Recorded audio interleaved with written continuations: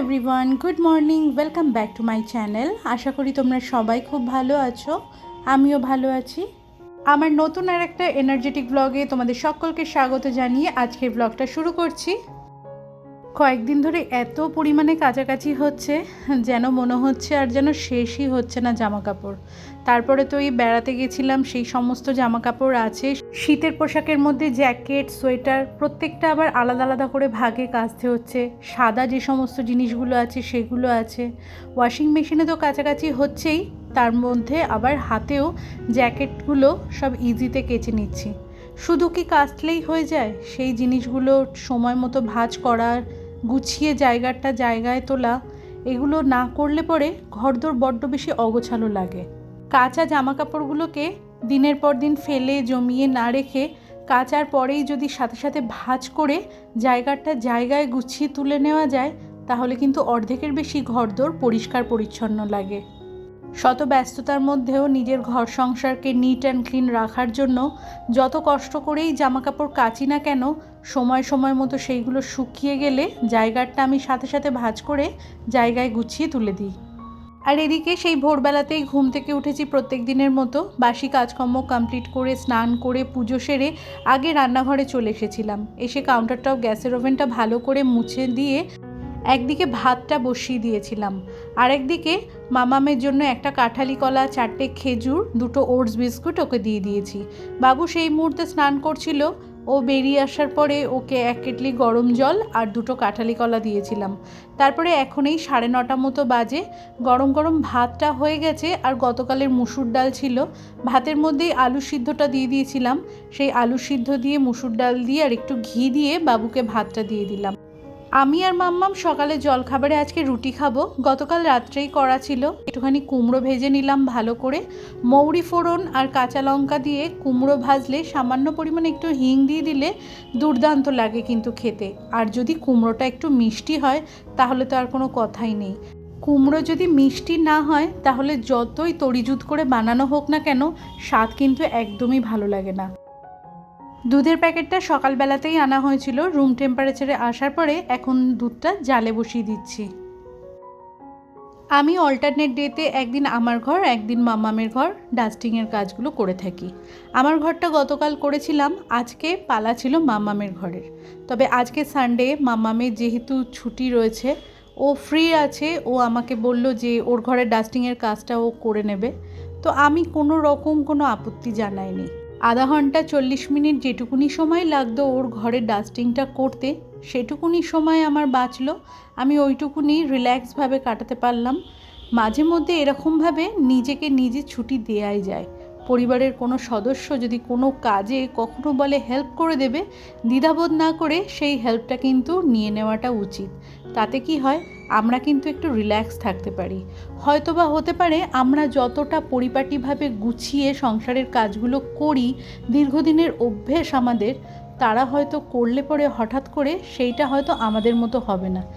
নিজেকে সময় দেওয়ার ক্ষেত্রে এইটুকুনি অ্যাডজাস্ট করা যেতেই পারে। আর এটা তো রোজকার কথা না, মাঝে মধ্যে একাধ দিন এভাবে নিজেকে নিজে ছুটি দেওয়া যেতেই পারে। আজকে দুপুরের খাবারে মুসুর ডাল বানালাম আর মাছ বানাচ্ছি। মুসুর ডাল ধোয়া জলটা গাছগুলোতে দিয়ে দিলাম। আর এই গাছটার কি নাম আমার একদম মনে নেই, ভুলে গেছি। গাছটা অনেকটা পরিমাণে লম্বা হয়ে গেছিল। গাছটার কাণ্ডটাকে কেটে আমি 5 টুকরো করেছিলাম। 5টা টুকরো এরকম টবের মধ্যে বসিয়ে দিয়েছিলাম। প্রত্যেকটা টুকরো থেকেই কিন্তু আবার পাতা বেরিয়ে যাচ্ছে। এই টবটার মধ্যেই এখানে রসুন গাছ ছিল। তো রসুন গাছের পাতা তো বেশ 5বার 7বার খাওয়া হয়েছে। তারপরে মাটিটা ভালো করে খুঁড়ে নিয়ে দেখলাম যে ভিতরে আর কিছুই অবশিষ্ট নেই। তাই ভালো করে মাটিটা পরিষ্কার করে নিয়ে এই যে গাছের এই গোড়াটা এইখানটাতে পুঁতে দিয়েছিলাম। একঘেয়ে জীবন, সংসারের কাজকর্মের মধ্যে থাকতে থাকতে, সময়ের সাথে তাল মিলিয়ে চলতে চলতে মাঝে মধ্যে কিন্তু আমাদের মনটা খারাপ হয়। সেই সময়টাতে নিজেকে যদি আমরা একটুখানি পরিপাটি করে সাজিয়ে গুছিয়ে নিই, দেখবেন মনটা কিন্তু তৎক্ষণাৎ ভালো হয়ে যাবে। মনটা খারাপ লাগলে কিন্তু কোনো কিছুই ভালো লাগে না, শরীরেও এনার্জি পাওয়া যায় না। কেউ যদি পাশে এসে গল্পও করে, সেটাও যেন শুনতে বিরক্ত লাগে। টিভি দেখা, গান শোনা, কারুর কথাবার্তা, গল্প, কোনো কিছুই ভালো লাগে না। বেশ কিছুদিন আগে আমি কোনো একটা জায়গায় পড়েছিলাম, পরিষ্কার পরিচ্ছন্ন থাকা আর পরিষ্কার পরিচ্ছন্ন রাখা, এই দুটো জিনিস কিন্তু আমাদের মানসিক চাপ, দুশ্চিন্তা, মনের অশান্তি, এইগুলো মুক্তির একটা উপায়। নিজেকে পরিষ্কার পরিচ্ছন্ন রাখার পাশাপাশি আমরা যদি আমাদের ঘরদোরকে নিট অ্যান্ড ক্লিন রাখি, সুন্দরভাবে সাজিয়ে গুছিয়ে রাখি, তাহলে কিন্তু আমাদের মন মানসিকতা অনেকটা ভালো থাকবে। হয়তো ধরুন বাইরে কোথাও একটা গেছেন, ঘরে এসে ঢুকে দরজাটা খুলে যদি ঘরের মধ্যে দেখেন প্রত্যেকটা জিনিস জায়গায় রয়েছে, বিছানাপত্র সুন্দরভাবে গোছানো রয়েছে, একবার চিন্তা করে দেখুন কতটা মনটা ভালো হয়ে যাবে। আর যদি বাইরে থেকে এসে দেখেন বিছানাপত্র অগোছালো, জিনিসপত্র এদিক ওদিক ছড়ানো ছিটানো রয়েছে, নিজে কিন্তু মনের দিক থেকেও শান্তি পাবেন না। তখন মনে হবে কতক্ষণে এগুলো গুছিয়ে পরিষ্কার করব। সে কারণে একদিনে না হোক, একটু একটু করে যদি প্রত্যেক দিন আমরা ঘরদোরগুলোকে পরিষ্কার করতে থাকি, তাহলে সব সময়ের জন্য সবটা আমাদের নিট অ্যান্ড ক্লিন থাকবে। ভোরবেলাতে যখন বাসি কাজকর্ম করেছি তখন তো ঘরদোরগুলো ঝাড় দিয়ে মুছেই নিয়েছিলাম, কিন্তু খাটের তলাটা ওই ভোরবেলাতে ভালো করে পরিষ্কার করা হয় না।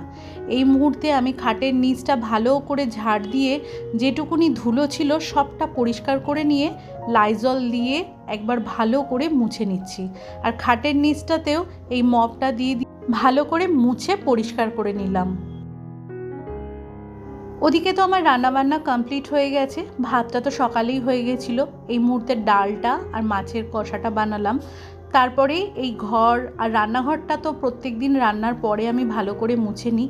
এই ঘরটা দিয়ে, রান্নাঘরটা দিয়ে ভালো করে মুছে আমি স্নান করতে চলে যাব। গতকালকে যে মাল্টি কালারের ড্রয়ারটা পরিষ্কার করেছিলাম সেটা দেখলাম ছাদের ওই পাশে রাখতে রাখতে ড্রয়ারের যে কালারগুলো আছে সেটা ফেড হয়ে যাচ্ছে, তাই সরিয়ে নিয়ে এসে ডিশওয়াশারের পাশে রেখে দিলাম। তাছাড়াও আমি জিনিসপত্র মাঝে মধ্যে একটু আধটু জায়গা বদল করে রাখতে ভালোবাসি, তাতে যেন জায়গাটাতে একটা নতুনত্বের ছোঁয়া লাগে। খাওয়া দাওয়ার পরে রেস্ট নিয়েছিলাম, এখন বাজে বিকেল 5টা। আজকের ওয়েদারটা কিন্তু ভীষণ ভালো, আর গাছগুলো দেখে বুঝতে পারছেন যে বাইরে কতটা সুন্দর হাওয়া দিচ্ছে। সকালবেলাতে তো এমনি ওয়াশিং মেশিন চালিয়ে জামা কাপড় কেচেছিলাম, আর এই যে জ্যাকেটগুলো কেচেছি এটা গতকাল বিকালের দিকে ওই বালতিতে ইজি দিয়ে জ্যাকেটগুলো ডুবিয়ে, নোংরা তো কিছু নয়, বাইরে নিয়ে গেছিলাম, 2-4 দিন পরেছি। আর আমি প্রত্যেকটা জামা কাপড়ই ভালো করে কেচে পরিষ্কার করে তারপরেই আলমারিতে তুলে রাখি, তো নোংরা কিছুই নয়। ওই ইজিতে ডুবিয়ে নিয়ে ভালো করে একটু ধুয়ে টুয়ে পরিষ্কার করে গতকাল বিকালবেলাতে ছাদে দড়িতে হ্যাঙ্গারে করে ঝুলিয়ে দিয়েছিলাম। সকালবেলাতে দেখলাম জলটা ঝরে গেছে, তারপরে যে চেয়ার আছে সেই চেয়ারের উপরে পাতি দিয়েছিলাম।